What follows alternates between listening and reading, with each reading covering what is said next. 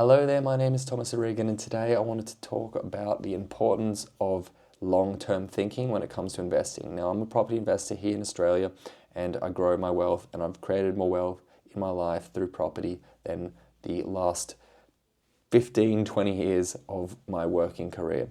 And my investing career has been only 6 years long. So that's pretty cool.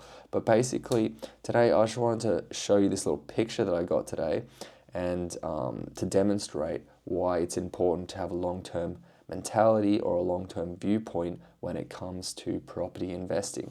Now, I live in Freshwater on the northern beaches of Australia, which is in Sydney. If you guys aren't from Australia, Sydney, I live in Freshwater on the northern beaches. Now, I've got a picture here of a subdivision that was sold at an auction. I'll just bring it into the camera frame, right? I'm just going to get back here. I don't know if you guys can see that, but basically, I'll bring it a bit closer to the camera later. But basically, this is a subdivision in Freshwater, and that subdivision was created before there were houses here, and it was just land. And the government sold the land, the subdivided land, to the people. And if you can see the writing here, I might bring it a bit closer to the camera later, but it is $1 for a deposit, and the year was 1908, right? The year was 1908.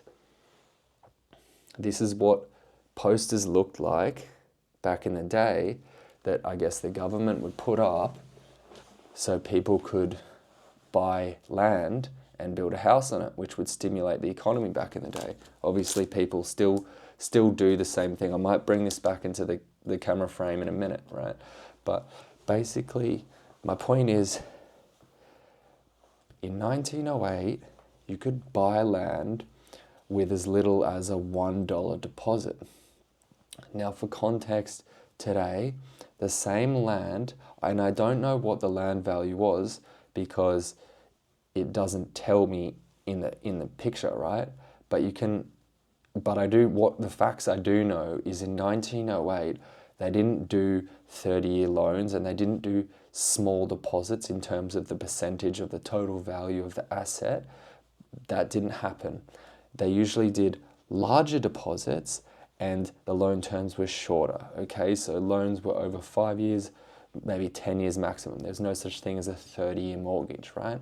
So let's assume that the deposit may have been somewhere in the ballpark of 25%, or let's call it 10% to be conservative. So 10% of, so $1, 10% of $10 was potentially the value of the land in 1908.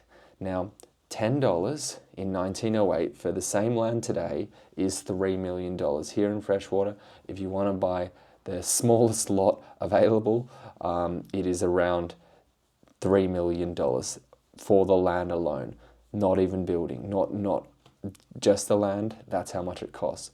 Now, do the maths. How much times has that gone up? I don't know, honestly, I don't know, but it's gone up a lot of times. It's gone up so many times, it's ridiculous to even think about it. But what does that actually tell you? From a property investment lens, it tells you that at every point in history, this is what I've taken from it, right?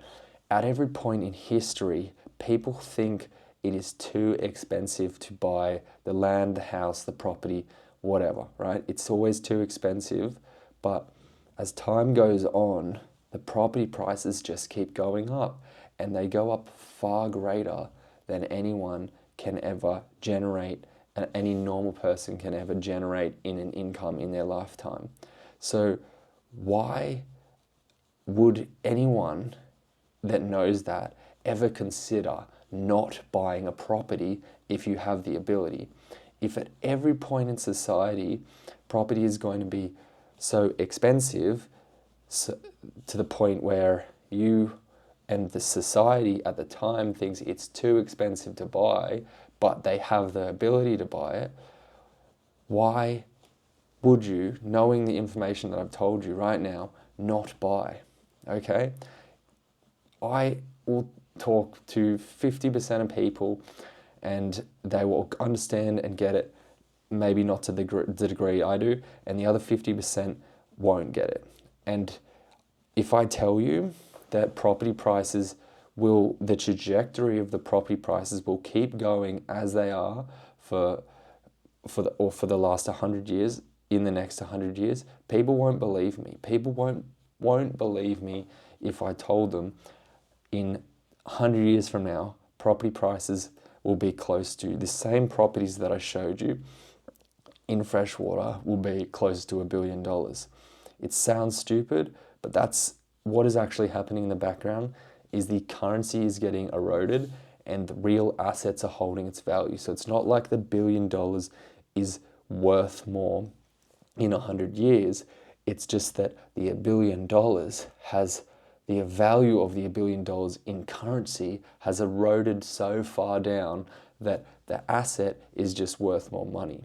Now, I hope you're going to understand what I'm explaining to you, but at every point I'm able to acquire another property, I execute that action straight away.